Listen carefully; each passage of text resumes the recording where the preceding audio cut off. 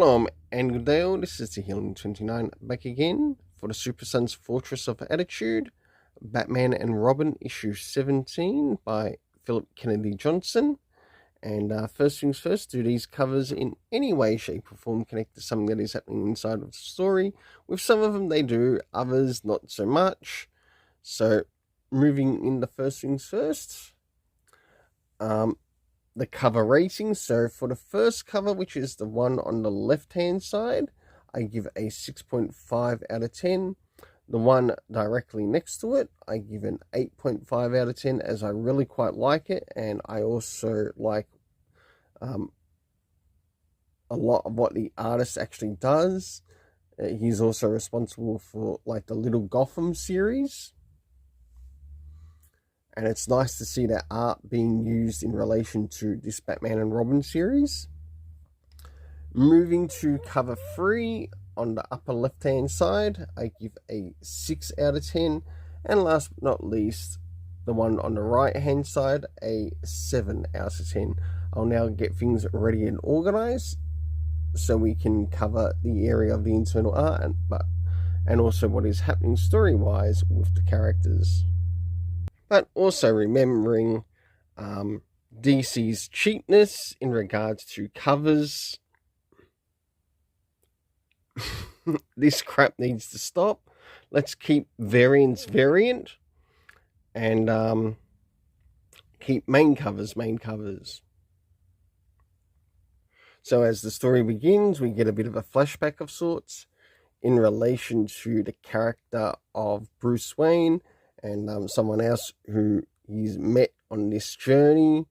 Of course, we learn that he's sort of like exposed as to not being who he says he is by like a fellow officer who sort of like sees through his charade, but he's not revealed his actual name as to who he is.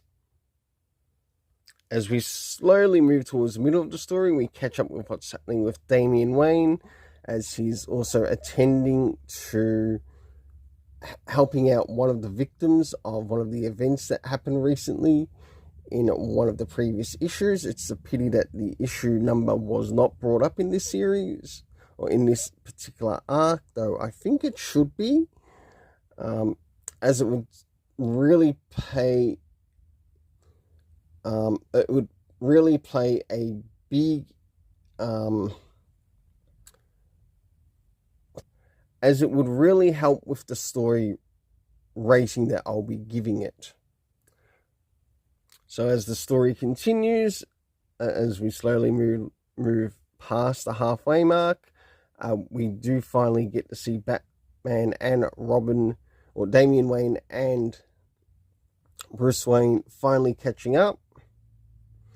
And we do learn that there is a bit of a conversation between Damian Wayne and one of the doctors too, to which the doctor also inclines that it's just as important to still be around with your old man, because if anything, if what happened to this person ends up turning out a bit negative, who's not to say that it might not actually happen in your own situation, and you still need to be there for him. And last but not least, towards the end, we have the return of Red Hood. Now, I would like to remind people who have been following this Damian Wayne story, I want to remind you that what Philip Kennedy Johnson is doing here is no different than what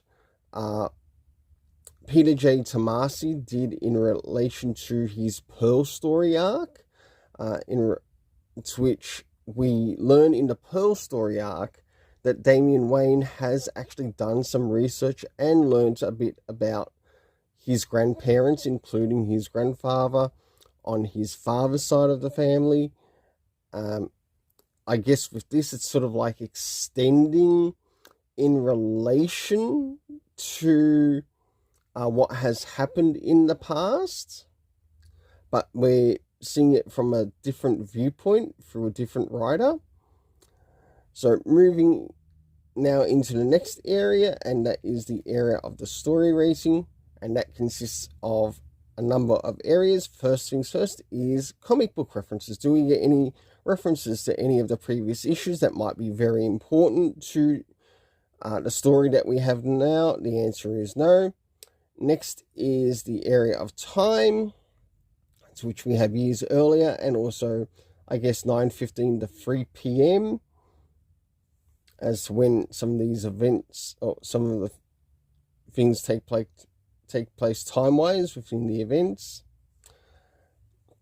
The locations we got to see in the story, of course, London and also a medical centre in Gotham.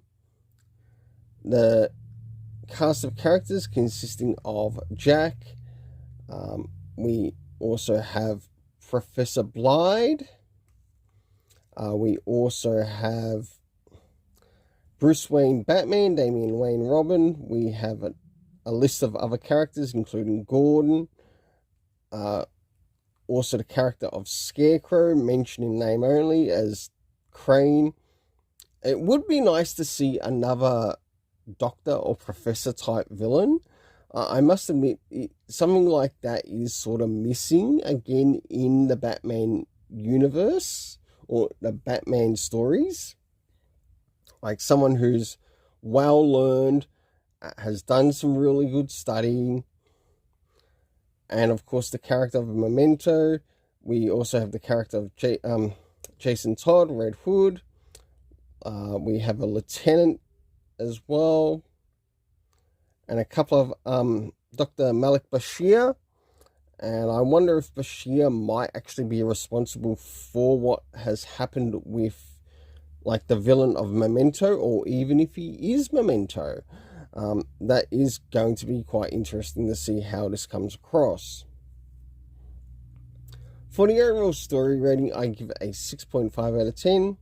We'll see you again at the Super Sons Fortress of Attitude, to which the next one I think I'll be reviewing on here will be Little Batman. We'll see you again at the Super Sons Fortress of Attitude.